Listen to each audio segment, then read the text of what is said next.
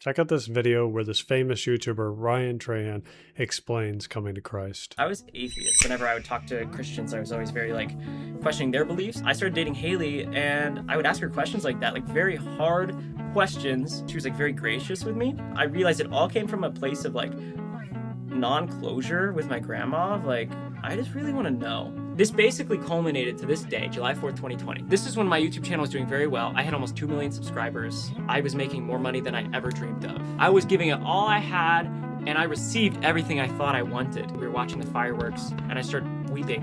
Like, I started sobbing my eyes out. And I realized it's because I felt like I hadn't felt anything for like 3 weeks. Why do I feel empty? I started taking a lot less cynical approach towards asking questions, just starting to pray and starting to ask myself, like, what do I believe?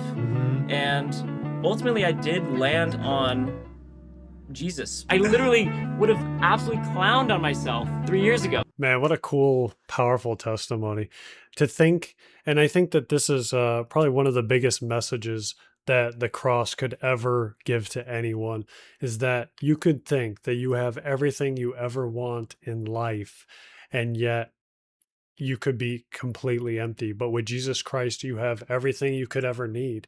Paul even says this, that I've learned to have, be content with a little and a lot because he has Christ.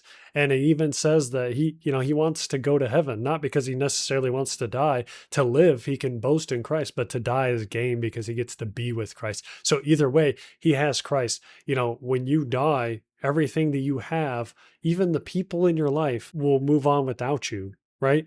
You will pass away, and the only thing that's going to pass on is your soul, right? And so when you pass on to heaven, the only thing that's going to be with you is the things that you did, right? So ultimately, this idea that you could have everything and still feel empty is probably one of the most powerful motivations to driving people to Christ, and I think it's phenomenal.